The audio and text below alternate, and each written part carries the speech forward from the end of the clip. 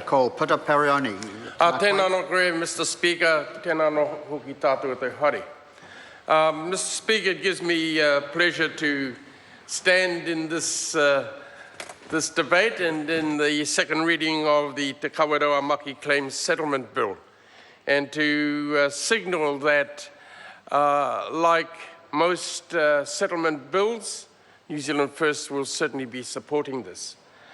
Mr. Speaker, the bill gives effect to the deed of settlement that was signed in February last year. Now, I'm not quite sure whether there's some form of record, given the point that this bill has reached in less than 12 months. But suffice to say that we certainly welcome it. Mr. Speaker, I want to also thank the Minister for his explanation of the right of first refusal.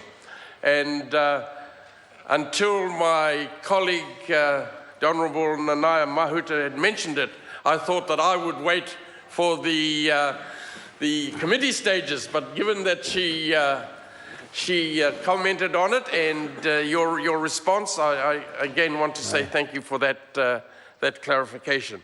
Although I have no doubt that during the committee stages, comment will certainly be made about that issue, and for obvious reasons. Mr. Speaker, the bill makes reference to part of the quantum going towards the establishment of a marae.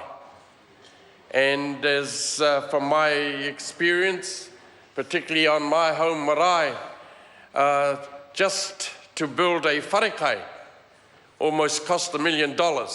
So I'm not quite sure whether $300 is going to go very far to the establishment of a marae for Te Kawerau Maki. You get that, but you don't get pigeons.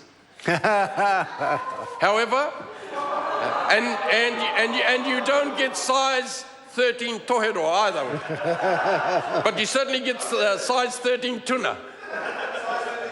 But I digress, Mr. Speaker. Coming back to the bill, I noticed that the bill does vest 9 cultural sites to the iwi, and I think that that is good for Te Kawerau Maki, given that they could have been described as the lost tribe, given all the transactions, land transactions that were happening around them, and yet they're being ignored.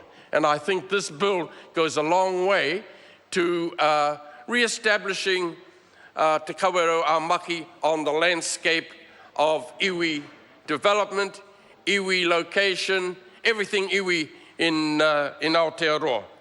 And I think part of that is due to the efforts made by one Warena Taua. And as the Honourable Nanaia Mahuta alluded to, his knowledge of the history of his people, and for one so young, and I must say that in him you see the benefit of people spending time with their grandparents and with the older people, and as a consequence, the history of the tribe gets transmitted through them, and it is incumbent on them to ensure the transmission of that information to the next generation. And I, Mr. Speaker, really believe that the consequences of this bill is as a result of the teachings that Warena Taua was raised on. Mr. Speaker, our select committee has already been referred to, looked at it, and I must say personally that one of the issues that I was quite surprised about is the issue surrounding what we've come to know as the ihenga families. That the process of settlement had gone so far that this particular land, albeit conservation reserve land, occupied by a number of families who had a contract between themselves and the Department of Conservation had been overlooked, and that their first notice of awareness of this bill was as a result of an advertisement in the local paper. And I listened with great intent as to their position, and I think that while I think initially they may not agree with the findings of the committee, I think that it does cement in concrete for them over the next 60 years their right to occupy that part of the Kawerau Maki settlement. And I have no doubts that they should not fear any repercussions from this settlement, and that their following generations will certainly be able to continue to enjoy the benefits of their present contractual arrangements, not only with the Department of Conservation, but with the iwi of Te Kawerau Maki. Mr. Speaker, can I say that the ongoing right of access to the 3 holiday homes will certainly be more secure for them, and that the families may will find comfort in the arrangement that has been reached.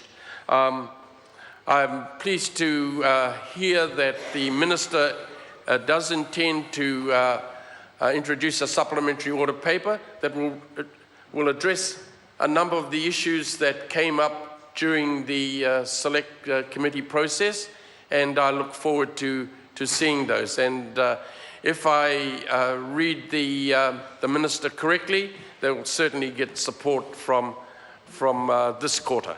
Mr. Speaker, there's not much that I can add that people have not already referred to, and I don't think I need to repeat what they've said, but other than to say that I commend this bill to the House and look forward to the committee stages and the third reading of the bill. Kia ora. I call Mark Mitchell. Thank you, Mr. Speaker. It is my great pleasure to commend the Te Kawerau